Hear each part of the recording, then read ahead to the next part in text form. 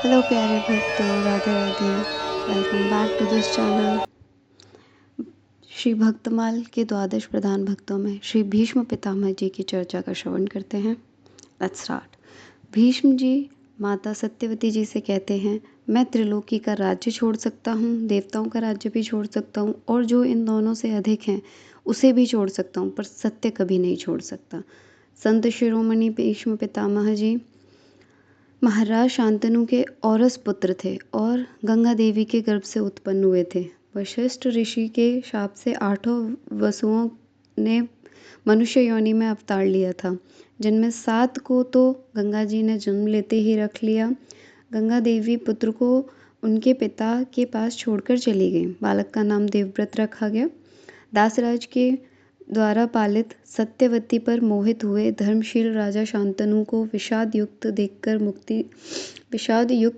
युक्ति से देवव्रत ने मंत्रियों द्वारा पिता के दुख का कारण जान लिया तथा माता की प्रसन्नता के लिए सत्यवती के धर्म पिता दासराज के पास जाकर उनकी इच्छा अनुसार राज सिंहासन पर न बैठने और आजीवन ब्रह्मचार्य पालन करने की कठिन प्रतिज्ञा करके पिता का सत्यवती के साथ विवाह करवा दिया। पितृभक्ति से प्रेरित होकर देवव्रत ने अपना जन्म सिद्ध राज्य अधिकार छोड़कर सदा के लिए स्त्री सुख का भी परित्याग कर दिया। इसलिए देवताओं ने प्रसन्न होकर कामिनी कांचन का सर्वथा परित्याग कर देने वाले देवव्रत पर पुष्प वृष्टि करते हुए उनका नाम भीष्म रखा। पुत्र का ऐसा त्याग देखकर राजा शांतनु ने भीष्म को वरदान दिया कि तू जब तक जीना चाहेगा तब तक मृत्यु तेरा बाल विवाह का नहीं कर सकती, तेरी इच्छा मृत्यु होगी। निष्काम पितृभक्त और आजीवन अस्खलित ब्रह्मचार्य के लिए ऐसा होना कौन सी बड़ी बात है। कहना न होगा कि भीष्म ने आजीवन अपनी इस भीष्म प्रतिज्ञा का पालन किया। भीष्म जी बड़े ही वीर योद्धा थे और उनमें वीरता, तेज, धैर्य, कुशलता, युद्ध से कभी न हटना, दान और ऐश्वर्य भाव, ये सभी क्षत्रियोचित गुण प्रकट थे। वीर मूर्ति क्षत्रिय कुल संहारक परशुराम जी से इन्होंने शास्त्र विद्या सीखी थी।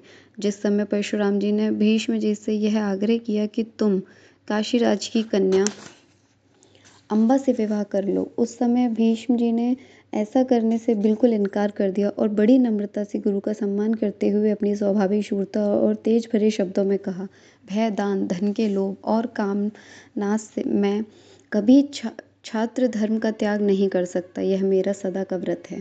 परशुराम जी को बहुत कुछ समझाने पर भी जब वे नहीं माने और इन्हें धमकाने लगे, तब भीष्म ने कहा, आप कहते हैं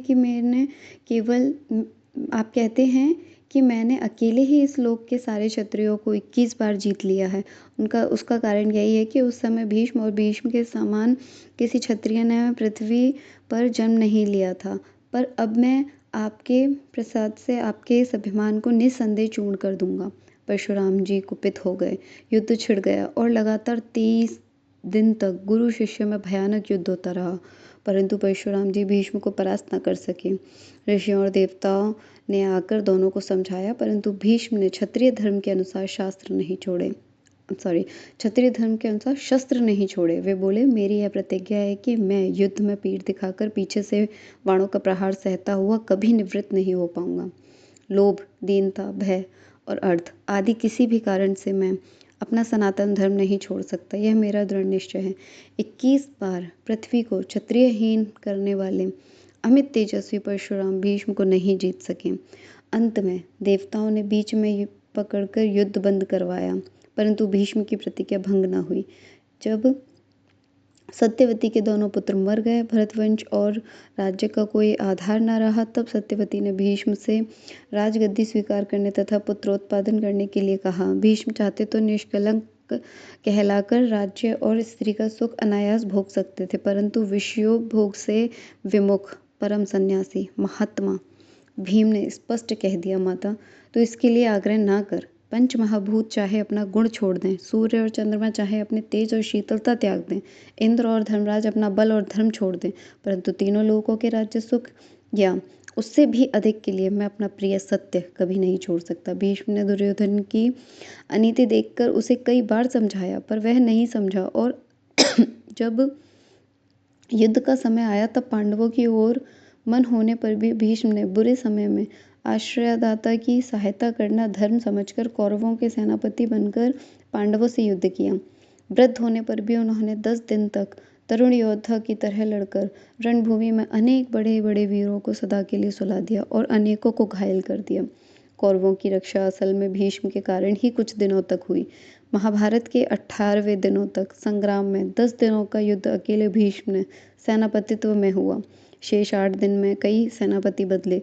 इतना होने पर भी भीष्म जी पांडवों के पक्ष में सत्य देखकर उनका मंगल चाहते थे और यह मानते थे कि अंत में जीत पांडवों की ही होगी। भीष्म जी ज्ञानी, दृढ़ प्रतिज्ञ, धर्मविद, सत्यवादी, विद्वान, राजनीतिज्ञ, उदार, जितेंद्रिय तथा अप्रतिम योद्धा होने के साथ भी भगवान के अनन्य भक्त थे। श्री कृष्ण महाराज को साक्षात भगवान के रूप में सबसे पहले भीष्म जी ने ही पहचाना था।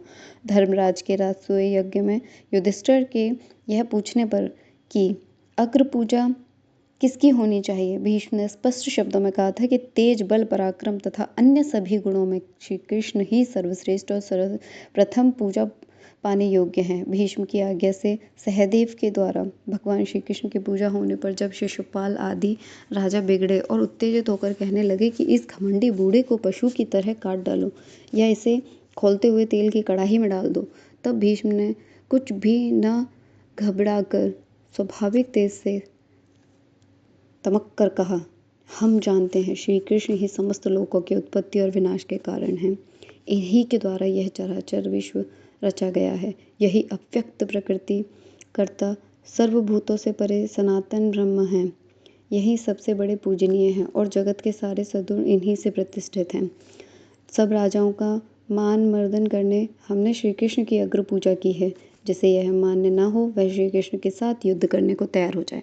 श्री कृष्ण सबसे बड़े हैं, सबके गुरु हैं, सबके बंधु हैं और सब राजाओं के पराक्रम में श्रेष्ठ हैं। इनकी अग्र पूजा जिन्हें अच्छी नहीं लगती उन मुखों को क्या समझाया जाए। यज्ञ में विघ्न की संभावना देखकर जब धर्मराज ने भीष्म से यज्ञ रक्षा का उपाय पूछा तब भीष्म ने दृढ़ निश्चय के साथ कह दिया, युधिष्ठिर तुम इसकी चिंता ना करो, शिशुपाल की खबर श्री कृष्ण आप ही ले लेंगे। अंत में शिशुपाल के 100 अपराध होने पर भगवान श्री कृष्ण वहीं उसे चक्र से मारकर अपने में मिला लिया। महाभारत युद्ध में भगवान श्री कृष्ण शस्त्र ग्रहण न करने की प्रतिज्ञा करके सम्मिलित हुए थे। वे अपनी भक्त वत्सलता के कारण सखा भक्त अर्जुन का रथ हाँकने का काम कर रहे थे। एक बार भीष्म ने दुर्योधन के कहने सुनने पर 5 पांडवों को 5 बाणों से मारने की प्रतिज्ञा की। भगवान ने कौशल से भीष्म की यह प्रतिज्ञा भंग करवा दी।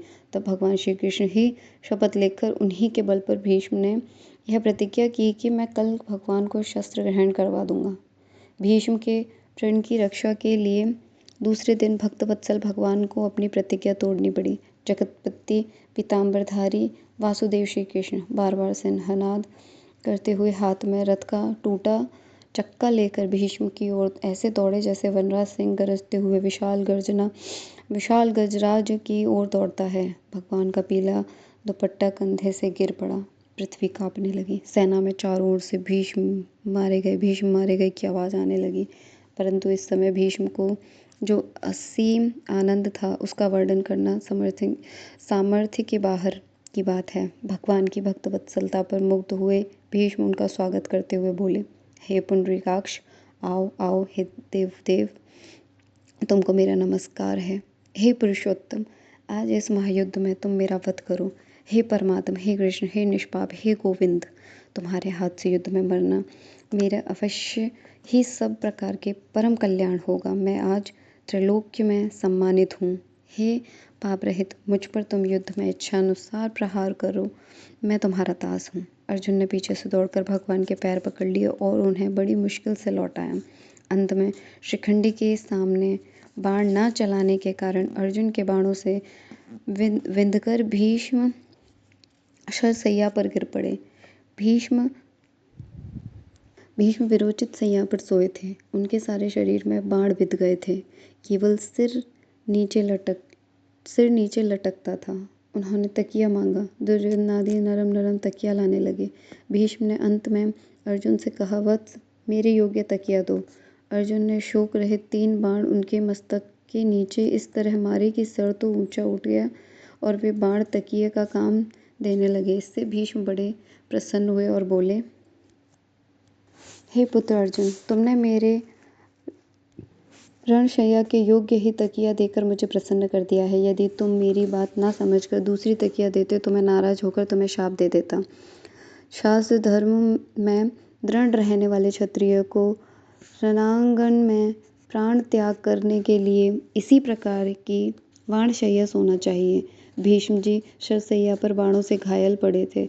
यह देखकर उन्हें कुशल शस्त्र वैद्य बुलाए गए कि वे बाण निकालकर मरहम पट्टी करके घावों को ठीक करें। पर अपने इष्ट देव भगवान श्री कृष्ण को सामने देखते हुए मृत्यु की प्रतीक्षा में वीरशैया पर शांति से सोए हुए भीष्म ने कुछ भी इलाज ना करवाकर वैद्य को सम्मानपूर्वक लौटा दिया। धन्य वीरता और धन्य धीरता। 8 दिन के बाद युद्ध समाप्त हो गया। धर्मराज का राज्याभिषेक हुआ। एक दिन युधिष्ठिर भगवान श्री कृष्ण के पास गए और दोनों हाथ जोड़कर पलंग के पास खड़े हो गए। प्रणाम करके मुस्कुराते हुए युधिष्ठिर ने भगवान से कुशल क्षेम पूछी, परंतु उनके प्रश्न का कोई उत्तर नहीं मिला। भगवान को इतना ध्यान मग्न देखकर धर्मराज बोले, प्रभु आप किसका ध्यान करते हैं, मुझे बतलाइए, मैं आपके शरणागत हूँ। भगवान ने उत्तर दिया, धर्मराज, शरशैया सोते हुए नर शार्दुल भीष्म मेरा ध्यान कर रहे हैं। उन्होंने मुझे स्मरण किया है, इसलिए मैं भी भीष्म का ध्यान कर रहा हूँ। भाई, इस समय मैं मन द्वारा भीष्म के पास गया था। फिर भगवान ने कहा, युधिष्ठिर, वेद और धर्म के सर्वोपरि ज्ञाता, नैष्ठिक, ब्रह्मचारी, महान अनुभवी, कुलकुल सूर्य पितामह के अस्त होते ही जगत का ज्ञान सूर्य भी निस्तेज हो जाएगा। अतएव वहाँ चलकर कुछ उपदेश ग्रहण करना हो तो कर लो। युधिष्ठिर श्री कृष्ण महाराज को साथ लेकर भीष्म के पास गए। बड़े बड़े ब्रह्म वेता ऋषि मुनि वहाँ उपस्थित थे। भीष्म ने भगवान को देखकर प्रणाम और स्तवन किया। श्री कृष्ण ने भीष्म से कहा, उत्तरायण आने में अभी 30 दिन की देर है। इतने में आपने धर्मशास्त्र का जो ज्ञान संपादन किया वह युधिष्ठिर को सुनाकर इनके शोक को दूर कीजिए। भीष्म ने कहा, प्रभु, मेरा शरीर बाणों के घाव से व्याकुल हो रहा है। मन बुद्धि चंचल है, बोलने की शक्ति नहीं है, बारंबार मूर्छा आ रही है। केवल आपकी कृपा से ही अब तक जी रहा हूँ। फिर आप जगत गुरु के सामने मैं शिष्य यदि कुछ कहूँ तो वह भी अविनय ही है, मुझसे बोला नहीं जाता, क्षमा करें। प्रेम से छलकती हुई आंखों से भगवान गदगद होकर बोले, भीष्म, तुम्हारी ग्लानि, मूर्छा, दाह, व्यथा, क्षुधा, क्लेश और मोह सब मेरी कृपा से अभी नष्ट हो जाएंगे। तुम्हारे अंतःकरण में सब प्रकार के ज्ञान की स्फुरना होगी। तुम्हारी बुद्धि निश्चयात्मिकता हो जाएगी। तुम्हारा मन नित्य सर्वगुण में स्थिर हो जाएगा। तुम धर्म या जिस किसी भी विद्या का चिंतन करोगे उसी को तुम्हारी बुद्धि बताने लगेगी। श्री कृष्ण ने फिर कहा, मैं स्वयं उपदेश न करके तुमसे इसलिए करवाता हूँ कि जिससे मेरे भक्त की कीर्ति और यश बढ़े। भगवत प्रसाद से भीष्म के शरीर की सारी वेदनाएं उसी समय नष्ट हो गईं। उनका अंतःकरण सावधान और बुद्धि सर्वथा जागृत हो गई।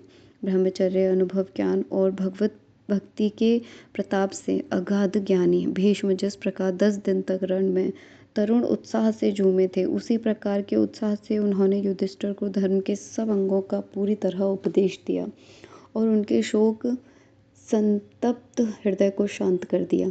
इस प्रकार भगवान के सामने ऋषियों के समूह से घिरे हुए धर्म चर्चा करते करते जब उत्तम उत्तरायण काल आया तो भीष्म जी मौन हो गए और उन्होंने पीताम्बरधारी भगवान श्री कृष्ण में पूरी तरह मन लगा दिया और फिर उनकी स्तुति करते हुए बोले, मैंने इस तरह उन यादव पुंगव और सर्वश्रेष्ठ भगवान श्री कृष्ण में कामना रहित बुद्धि अर्पित कर दी है, जिन आनंद में ब्रह्म से प्रकृति का संयोग होने पर यह संसार चलता है। त्रिभुवन सुंदर और तमाल तरु के समान शांत शरीर और सूर्य किरण के से गौरवर्ण सुंदर वस्त्र को धारण किए और अलकावली से आवृत सुशोभित मुख कमल वाले अर्जुन के मित्र श्री कृष्ण में मेरी निष्काम भक्ति हो। युद्ध में घोड़ों की रज पड़ने से धूम्रवर्ण एवं चंचल अलकावली और श्रमजनित प्रशय बिंदुओं से अलंकृत जिसका मुख है और मेरे तीक्ष्ण बाणों से कवच कट जाने पर उनकी त्वचा भिन्न हो रही है। ऐसे भगवान श्री कृष्ण में मेरा मन रमण करे। सखा के कहने पर शीघ्र ही अपनी पराई दोनों सेनाओं के बीच में रथ स्थापित करके शत्रु पक्ष की सेना के वीरों की आयु उनकी ओर देखकर ही जिन्होंने हर ली, उन अर्जुन के मित्र श्री कृष्ण में मेरा मन रमे। सम्मुख स्थित शत्रु सेना में आगे स्वजनों को मरने मारने पर उद्धत देखकर जब अर्जुन स्वजन वध को दोष समझकर धनुष बाण त्याग कर स्वजन वध से निवृत्त हो गए, तब जिन्होंने आत्मज्ञान का उपदेश करके अर्जुन की कुबुद्धि को हर लिया, उन परमेश्वर श्री कृष्ण चरण कमलों में मेरी रति हो। युद्ध में मैं शस्त्र ग्रहण नहीं करूंगा। अपनी इस प्रतिज्ञा को त्याग कर मैं कृष्ण को शस्त्र ग्रहण करवा दूंगा। मेरी इस ऐसी प्रतिज्ञा को सत्य करने के लिए रथ से कूदकर रथ का चक्का हाथ में लेकर जो मुझे मारने के इस तरह वेग से दौड़े जैसे हाथी के मारने को सिंह दौड़ता है। तब पृथ्वी उनके प्रतिपाद से कंपन करने लगी और कंधे से दुपट्टा गिर गया। वैसी शोभा को प्राप्त हुए उन श्री कृष्ण की मैं शरण हूँ। मेरे पैने बाणों से प्रहार के कवच टूट गया और श्याम सुंदर का शरीर रुधिर हो लाल हो गया। तब जो मुझ सशस्त्र को मारने के लिए वेग से दौड़े वे भक्त वत्सल भगवान मेरी गति हो। अर्जुन के रथ पर स्थित होकर एक हाथ में चाबुक उठाए और एक हाथ में घोड़े की लगाम पकड़े। जो शोभायुक्त श्री कृष्ण भगवान दर्शनीय हैं, उनमें मुझ मरने वाले की रति हो। जिस छवि को देखकर महाभारत युद्ध में मरे हुए सब शूरवीर सारूप्य मुक्ति को प्राप्त हुए, अपनी ललित गति, विलास, मनोहर हास, प्रेम में निरीक्षण आदि से गोपियों के मान करने पर जब श्री कृष्ण जी अंतर्हित हो गए, तब विरह से व्याकुल गोपियां भी उनकी लीला का अनुकरण करने तन्मय हो गईं। ऐसे भक्त से प्राप्त होने वाले श्री कृष्ण मेरी दृढ़ भक्ति हो। युधिष्ठिर के राजसूय यज्ञ में अनेक ऋषि मुनि और महिपालों से सुशोभित सभा भवन के बीच जिनकी प्रथम पूजा हुई, वही सर्वश्रेष्ठ जगत पूज्य पर ब्रह्म इस समय मेरे नेत्रों के सामने है और अहोभाग्य में कृतार्थ हो गया।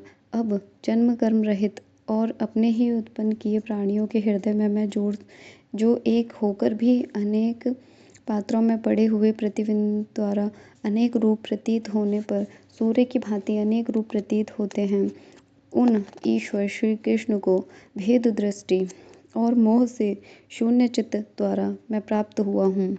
135 वर्ष की अवस्था में उत्तरायण के समय सैकड़ों ब्रह्मवेत्तम ऋषि मुनि के बीच इस प्रकार साक्षात भगवान श्री कृष्ण की स्तुति करते हुए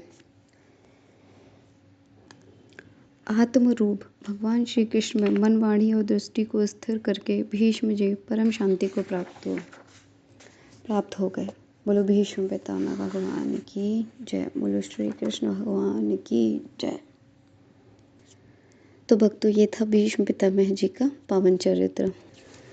भक्तों, भीष्म पितामह जी को इच्छा मृत्यु का वरदान था, परंतु क्या आपको पता है कि वो इतने दिन शरशैया पर कैसे लेटे रहे? उनको इतना दुख पीड़ा क्यों झेलना पड़ा? इसके पीछे भी एक छोटी सी कहानी है।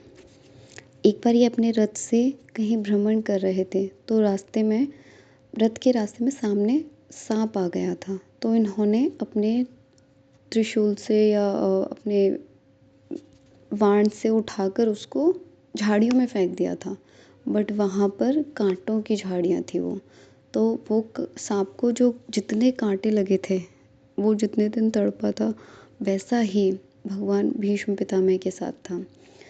ये उनके कर्मों का प्रारब्ध था जो उनको भोगना ही था, बट उनको इच्छा मृत्यु का वरदान था। तो जिस दिन वो उस सैया पर लेटे थे, वो तभी इच्छा मृत्यु मांग सकते थे, वो तभी इच्छा करते मृत्यु उनको मिल जाती, तो वो उनको इतना दुख नहीं भोगना पड़ता। बट उन्होंने अपने इस वरदान को कैसे यूज़ किया? तो उन्होंने इच्छा रखी कि मैं तब मरूंगा जब श्री कृष्ण मेरे सामने आएंगे। तो वो भगवान की वंदना करते हुए भगवान को अपने सम्मुख रख कर ही उन्होंने अपनी इच्छा मृत्यु मांगी। अब जब उन्होंने भगवान को अपने सम्मुख रखा, भगवान की प्रेजेंस में जब उन्होंने अपनी इच्छा मृत्यु वरदान का यूज़ किया, तो वो भगवान की प्रेजेंस में किया था। तो उसके बाद उनको उनको मोक्ष, उनकी गति होना तो स्वाभाविक है। तो भक्तों, बस यही थी छोटी सी कहानी। मुझे